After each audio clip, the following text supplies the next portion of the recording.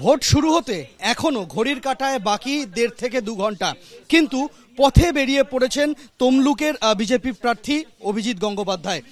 আমরা দেখতে পাচ্ছি যে জায়গায় তিনি রয়েছেন সেই জায়গা থেকে তিনি বেরিয়ে পড়েছেন এবং বিভিন্ন জায়গা থেকে রাতভর দলের নেতা কর্মীরা ফোন করেছেন। কি ফোন আসছিল সারা রাত ধরে বিভিন্ন জায়গা থেকে?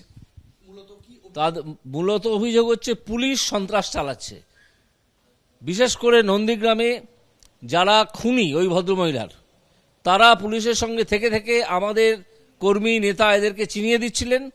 ওই খুনিদের পুলিশ পাহারা দিয়ে নিয়ে যাচ্ছিল এবং তারপর সে আমাদের নেতা কর্মীদের বাড়ি থেকে তাড়া করা হচ্ছিল, একজনকে গ্রেপ্তারও করা হয়েছে।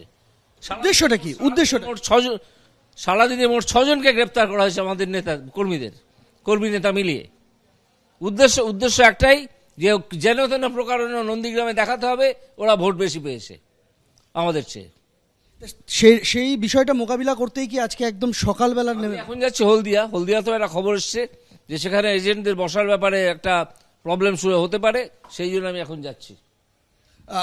এরপরে আজকে আপনার কি টার্গেট থাকছে সারাদিনে? যেমন খবর আসবে সেই অনুযায়ী আমি মুভ করব, যেখানে প্রয়োজন হবে যাব। আমাদের অন্যান্য নেতারাও রেডি আছেন, তারাও যাবেন।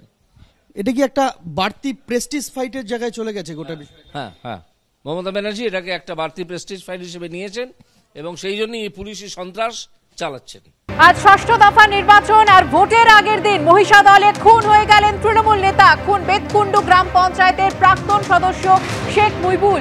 রাতে দলীয় কর্মীকে নামিয়ে বাইকে চড়ে বাড়ি ফেরার পথে আক্রমণ, মৃত্যুর ঘটনা ঘটল। কথা বলবো আমাদের প্রতিনিধি বিটন চক্রবর্তীর সঙ্গে। বিটন, তমলুক লোকসভা কেন্দ্রে ভোটের আগে আরো একটা প্রাণ ঝরে গেল।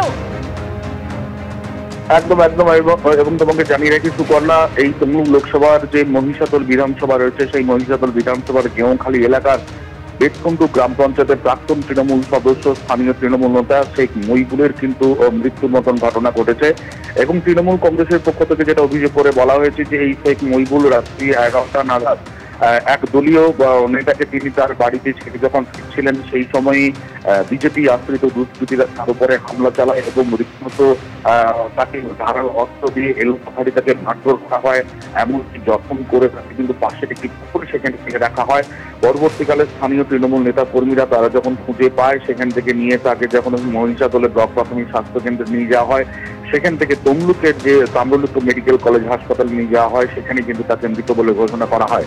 বিজেপির বিরুদ্ধে তৃণমূল এই অভিযোগ করলেও বিজেপির তরফে কিন্তু সেই অভিযোগ অস্বীকার করা হয়েছে। এবং তুমি যেরকম ভাবে বলছিলে কয়েকদিন আগে, তুমি যখন যে নন্দীগ্রামে একজন বিজেপির মহিলা কর্মী খুন হয়েছিলেন, ঠিক একই রকম ভাবে এখন কিন্তু দেখা গেল ভোটের আগের দিনে রাত্রিবেলা এই মহিষাদলের একজন তৃণমূল নেতার খুন স্বাভাবিকভাবে কিন্তু গোটা যে এলাকা জুড়ে কিন্তু উত্তেজনা রয়েছে, যেহেতু আজকে ভোট রয়েছে তা নিয়ে কিন্তু চাপানুতর চলছে। বিটন, তুমি আমাদের সঙ্গে থাকো। আজ ভোট রয়েছে তমলুক লোকসভা কেন্দ্রে এবং ভোটের আগের দিন মহিষাদলে খুন হয়ে গেলেন তৃণমূল নেতা। খুন বেতকুণ্ডু গ্রাম পঞ্চায়েতের প্রাক্তন সদস্য শেখ মুইবুল। যেমনটা জানা যাচ্ছে, রাতে দলীয় কর্মীকে নামিয়ে বাইকে চড়ে বাড়ি ফেরার পথে আক্রমণ চালানো হয় তার উপর। ধারালো অস্ত্র দিয়ে কোপানোর পর আহত তৃণমূল নেতাকে পুকুরে ফেলে দেওয়ার অভিযোগ ওঠে। আর এই ঘটনায় বিজেপির দিকে অভিযোগের আঙুল তৃণমূলের, যদিও বিজেপির তরফ থেকে দাবি করা হচ্ছে যে তৃণমূলের গোষ্ঠীদ্বন্দ্বের জেরেই ঘটেছে এই ঘটনা। আমি আরো একবার কথা বলবো আমাদের প্রতিনিধি বিটন চক্রবর্তীর সঙ্গে। বিটন, ঠিক কি ঘটেছিল, কিভাবে খুন হলেন এই তৃণমূল নেতা, কি জানতে পারছো? দেখো সুকর্ণা, তৃণমূল নেতা অর্থাৎ মহিষাদল তৃণমূলের বিধায়ক তিলক চক্রবর্তী যেটা আমাদেরকে জানিয়েছেন যে এই শেখ মুইবুল তিনি হচ্ছেন মহিষাদলে যে বেতকুণ্ডু গ্রাম পঞ্চায়েত রয়েছে সেই গ্রাম পঞ্চায়েতের কিন্তু প্রাক্তন তৃণমূল সদস্য, যদিও গতবার পঞ্চায়েত নির্বাচনে এই গ্রাম পঞ্চায়েতকে বিজেপির দখলে গিয়েছে। এবং এই শেখ মুইবুল তিনি যখন তার মোটরসাইকেল করে একজন বিজেপি কর্মীকে তার বাড়িতে পৌঁছে দিয়ে তিনি যখন রাত্রি প্রায় 11টা নাগাদ ফিরছিলেন, ঠিক তখনই তার উপরে আক্রমণ চালানো হয়, যেটা তৃণমূলের অভিযোগ। তাকে প্রথমে ঘিরে ধরা হয়, ঘিরে ধরে এলোপাথারি ধারালো অস্ত্র দিয়ে তার উপরে চপার দিয়ে সেখানে আঘাত করা হয় এবং আশঙ্কাজনক অবস্থায় কিন্তু তাকে সেই অবস্থাতে পাশে যে পুকুর রয়েছে সেখানে ফেলে দেওয়া হয়। পরবর্তীকালে যখন তৃণমূল কংগ্রেস কর্মীরা তারা যখন খোঁজাখুঁজি শুরু করে তখনই তারা খুঁজে পায় এবং সেখান থেকে মারাত্মক যখন অবস্থায় আশঙ্কাজনক অবস্থা থাকে সেখান থেকে উদ্ধার করে মহিষাদলের ব্লক প্রাথমিক স্বাস্থ্য কেন্দ্রে সেখানে প্রথমে নিয়ে যায়, কিন্তু পরবর্তীকালে তমলুকের তাম্রদূত মেডিকেল কলেজ হাসপাতালে নিয়ে গেলে সেখানে তাকে মৃত বলে ঘোষণা করা হয়।